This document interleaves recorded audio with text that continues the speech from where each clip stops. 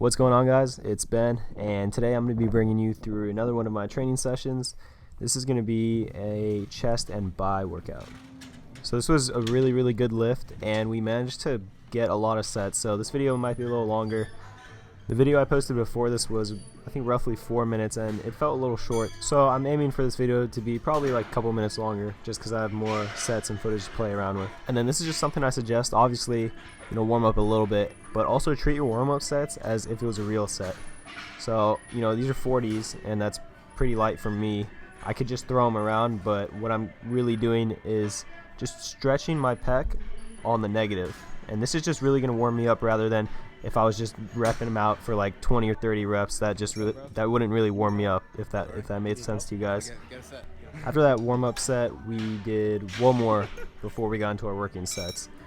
So for my presses on dumbbell incline and the machine I use next, which is the hammer strength flat machine, I'm kind of coming a little closer to my neck and using a guillotine style. So what this means is my elbows are a little more flared out rather than tucked in, and the weight is coming more to my neck. It's going to feel really good in your pecs. Definitely go for a weight that's a little lighter and not the same weight you would use as if your elbows were tucked in more, because when you're pressing like this, it's really stressful on your shoulders and you're kind of more prone for injury. So just use a lighter weight and don't do these types of presses every single chest workout. And then I just want to talk about something real quick. So for anyone out there who lifts with a similar style to me, so it's pretty much a bodybuilding style, they're trying to stimulate growth into certain muscle groups. So heavy lifting definitely has a time and place, along with moderate weight and also along with lighter weight. But something I want to just stress is understanding what the phrase weight doesn't matter means. So like I said, if you lift with a similar style to me, bodybuilding, weight really doesn't matter, but in an aspect of progressive overload, it does matter. So you need to kind of find that happy medium between where the weight's heavy enough for it to challenge you, but also at the same time easy enough for you to control the weight throughout the movement. And like I said earlier, I definitely believe in heavy sets having their time and place, but for the most part you want to work with a challenging weight in which you have control over. And obviously if you're a powerlifter, weight is everything, but that doesn't really pertain to my style of training, which is completely fine because everyone has their own style of training. You need to respect that. At the same time, there's not just one way of lifting weights. Like, not everyone is a bodybuilder, not everyone is a powerlifter, and everyone has their own goals and their own visions of what they want to reach. Okay, and then real quick before I forget, one more thing I wanted to mention was understanding in terms of like when you hear the phrase heavy or moderate or light, remember that that's in relationship to yourself. So let's just say like the 50-pound dumbbells, that might be incredibly light to someone who's been lifting for a while, but then if you flip the picture and you look at someone who's a beginner, that might be very heavy to them. So for you guys who are just starting out, just remember when you hear those phrases, just base it off of yourself, because what's heavy for you is not going to be heavy for someone else, and what's light for you is not going to be light for someone else. And then just getting back to the lift real quick, this is our second movement. We did the flat hammer strength press machine, and this is a great machine. This is, honestly, it's really underrated in my opinion. I think a lot of people stray away from it just because they can't really feel it in the correct spot that they intend to, but at that point, all you need to do is just move up and down the bench. Like, this is the perfect spot for me. Everything feels comfortable, and I'm just feeling all the activation in my chest. And by the way, I know this looks like a mess with all the 10s from the strip set, but for future reference, we put all these weights away, so don't hate. So after that machine, our intensity was pretty much all the way there, and we knew it was going to be a good one, and definitely wanted to ride it out on the same note going into our next movement, and we chose this machine. I don't know if your gym has this, but the tension on this thing is really weird. Like, if you're not really controlled with it, it kind of wobbles left and right, so it kind of forces you to control the weight, because if you don't, it literally just moves all over the place.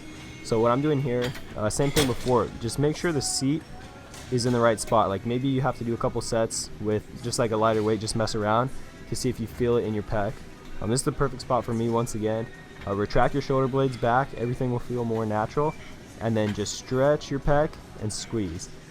Also, if you're going to use this machine, make sure you go wide enough. Don't go too close, or else you're just going to feel it in your shoulders and your tris.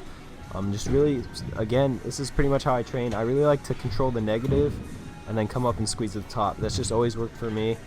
I feel like it's really effective to train like this. I'm a really big advocate of mind-muscle connection, and when I do this, I just really feel the muscle work a lot harder than if I was just going rep, rep, rep, rep, rep. Moving on to some flies. So for the flies, we didn't go from a different angle. We were gonna go too high, too low, but then we just decided on pretty much 3, except we supersetted with dips. So as soon as we finished our flies, we went on over and did dips, and then that's 1 set, and then we repeated that 2 more times. So 3 sets total of that. So the place where we do dips right here is pretty much like a 2-second walk from where we were doing our cable flies. So if you wanted to do this routine and you were planning on doing the superset, just be mindful of that, because you're probably going to get your cable stolen or something like that.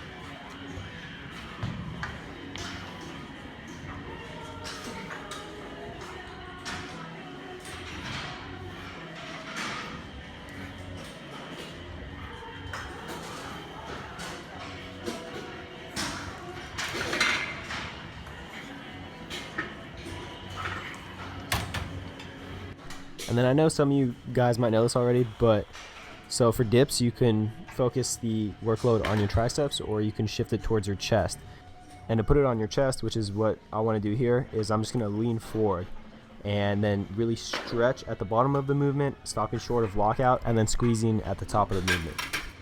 Alright, and then after we finished those 3 sets of the flies and dips, we moved on to buys. And we both haven't done preacher curls in like the longest time. I can't even remember the last time, so we decided to switch it up and start with it. And this is such a great exercise for isolation. It's insane. Like after the first set, I already had a pump.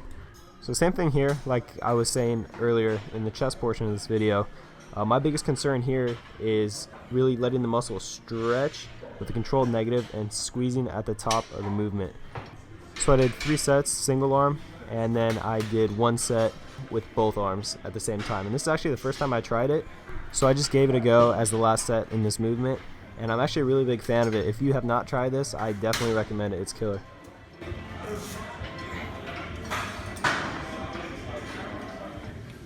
So for our next movement, we actually did another superset. We are doing reverse cable curls with a straight bar attachment, supersetting it with just cable curls. I definitely recommend this superset. It's amazing and the pump is unreal, but just a couple things to warn you about beforehand. When you do reverse curls with a straight bar, it's definitely a lot more stressful on your wrist than it is if you're using the easy bar attachment. So pick a weight that's not going to like kill your wrists, and also pick a weight that you can control for 2 sets. So you don't want to get like a bunch of reps on your reverse curl set and then like half the reps on your regular curl set. So I just like to choose one weight so I don't have to go down there and change it, but you can always do that. So you can choose a weight that you can hit your reverse curl set, and then if it's too much for you to continue, you can just drop the weight and then do the next set. And then 1 set of reverse curls and then 1 set of regular curls is 1 full set, and we did that I think 3 or 4 times. So after we finished our sets over here, we were pretty taxed, and we just decided to do one last movement for biceps. We finished with easy bar curls, and we did 3 sets of this. So I pretty much knew my form was breaking with this weight, so what I did is I hit 1 set with this, and then I dropped it to 55. I think I did 2 sets of that, just really chasing the pump and flooding the muscle bellies with blood and nutrients. And then also, if you like this content, you can go ahead and subscribe to my channel, so that way you'll be notified directly whenever I put out a new video. And also, I hope maybe 1 or 2 of you guys learn something. I don't really know what my audience is because I don't have that many subscribers yet, so I don't know like if they're intermediate or advanced or just starting out. But if you are just starting out and you happen to watch this video, then I hope you liked it and I hope you learned something. And yeah, so that pretty much wraps up this video. I just did a little bit of posing practice in the bathroom before this, and I thought I'd throw that in there so you can kind of see where my physique's at. I just came off my cut like a week ago, so everything's coming back and filling out nicely. I think my next video is probably going to be a leg day or shoulder day, but I'll try to get both up, and I'll catch you guys next time. Peace out.